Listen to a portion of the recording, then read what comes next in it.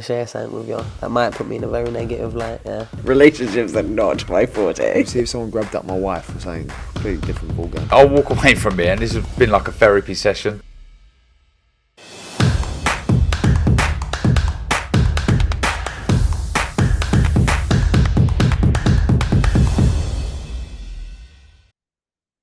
And McCART IFL TV, proudly sponsored by Everlast.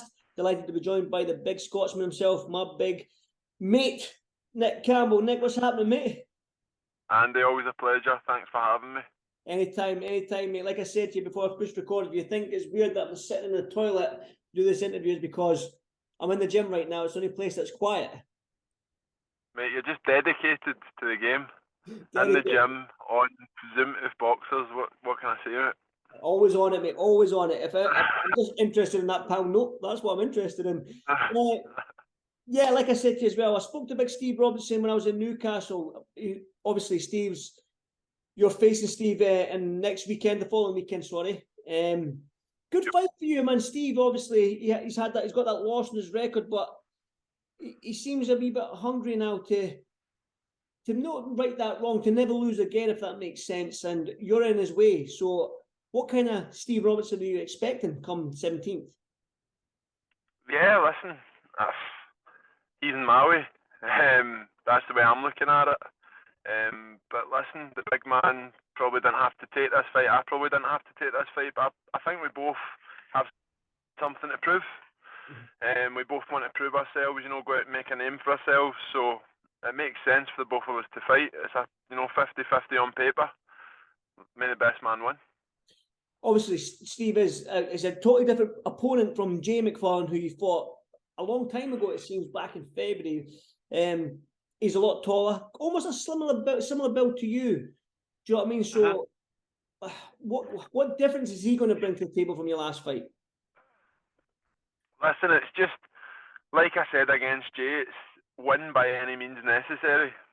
That's all I look at in every fight. I'm there to win.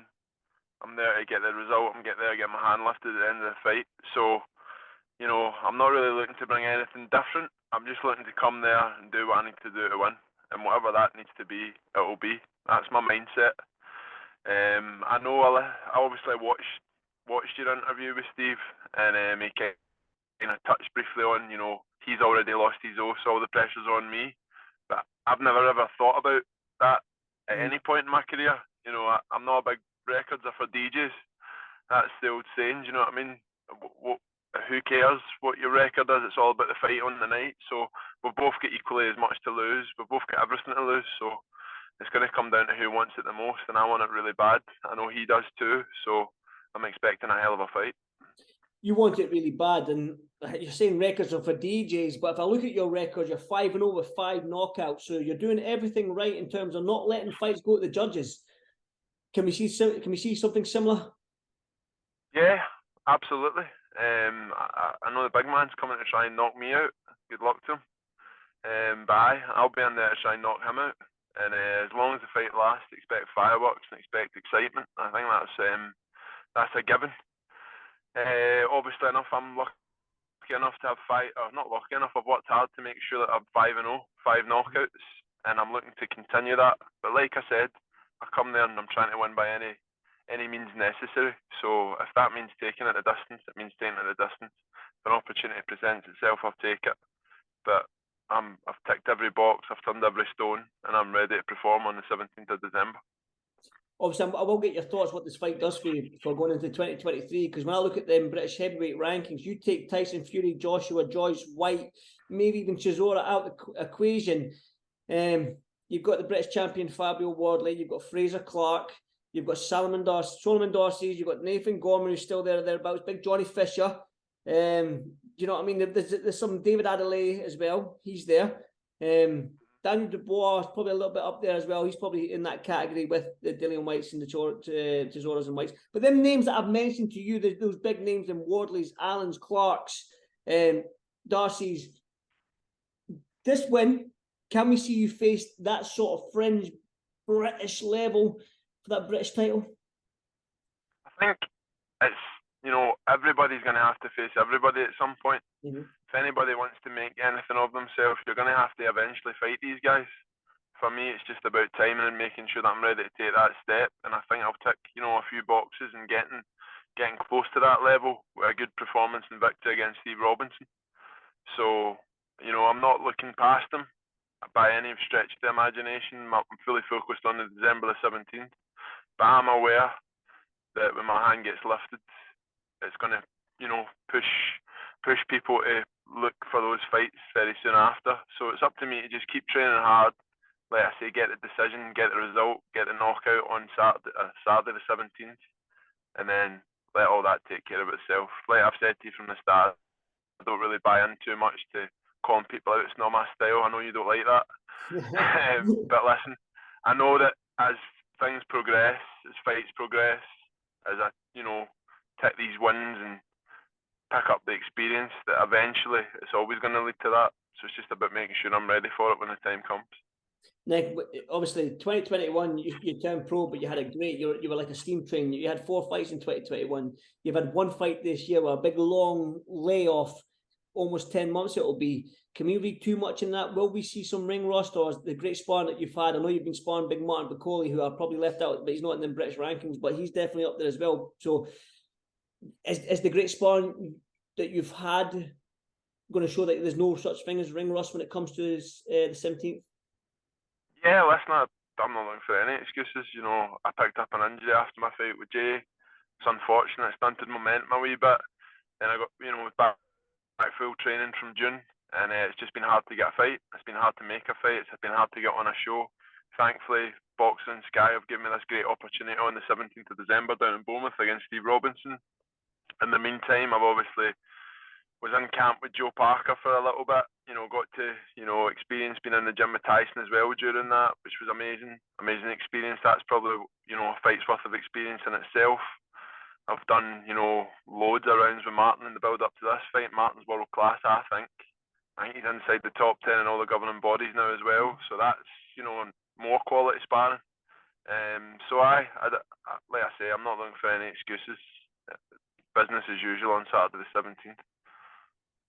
Nick, I'm going to get your thoughts on the heavyweight fight that just happened. You mentioned you were in camp with Tyson for the Parker Joyce fight a few months back.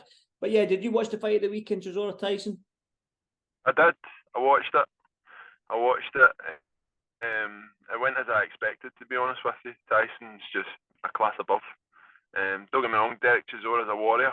And it was difficult to watch at times.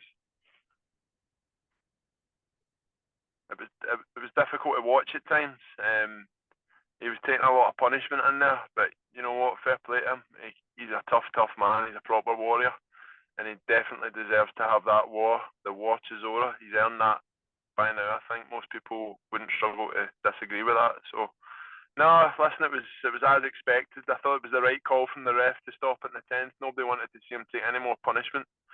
And I think it sets up a really exciting 2023 for the top echelon of the heavyweight division. You think Chisora should retire at this stage now? That's up to him. Listen, like I said, he's earned the name War Chisora now. You look at the people that he's fought everybody, anybody that's worth anything. He's fought and he's been in there and shared the ring with them. So he's the only man that can answer that. And I'm pretty sure he wouldn't want to go out on a loss like that. So maybe he'll come back and have another fight, fight somebody who he can beat and go out on a high. That would be nice to see from him. Like I say, I wouldn't comment on it. He's his own man and I'm sure he knows what he wants to do next. You spoke about interest in 2023, the top echelon. We all want to see that one champion in that heavyweight division, the one king. Because the heavyweight division is boxing. It's the baddest man on the planet. If you're the heavyweight champion, you're the baddest man on the planet. But right now, we've got 2 heavyweight champions. There's Usyk and Tyson Fury. I mean, who's going to be number one? Who's going to be the baddest man on the planet? I would say Tyson. I just think Tyson's too good and too big for Usyk. If Usyk was another 4 inches and maybe 2 stone heavier, who knows? But I think Tyson's just got too much for him at heavyweight. But who knows? Like I say, you look at how he reacted to Tyson going off him at the side of the ring. He answered his phone and started having a conversation. That guy's scared of nobody. So it's really, pick him fight. For me, I would go with Tyson. I think he's got all the tools at his disposal to get the job done. and become undisputed. But I really hope we get to see an undisputed champion. It's been far too long since there's been one. And I think with the calibre of heavyweights we've got at the moment, it would be great to see somebody become that undisputed champion. And like I say, my money would be on Tyson for that.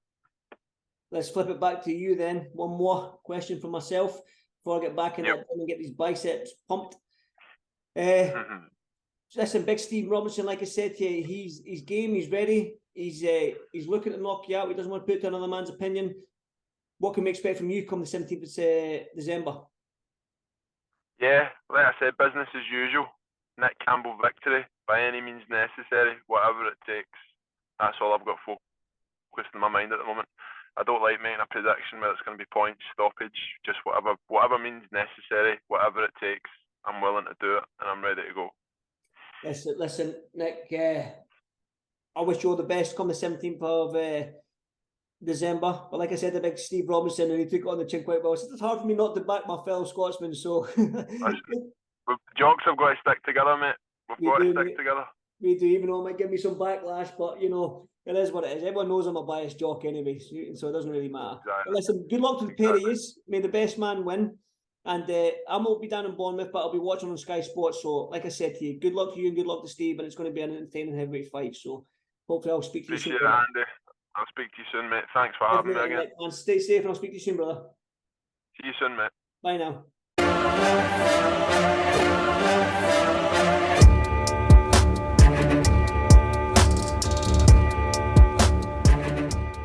I'm going to share something with you. That might put me in a very negative light, yeah. Relationships are not my forte. See if someone grabbed up my wife or something completely different ballgame. I'll walk away from it, and this has been like a therapy session.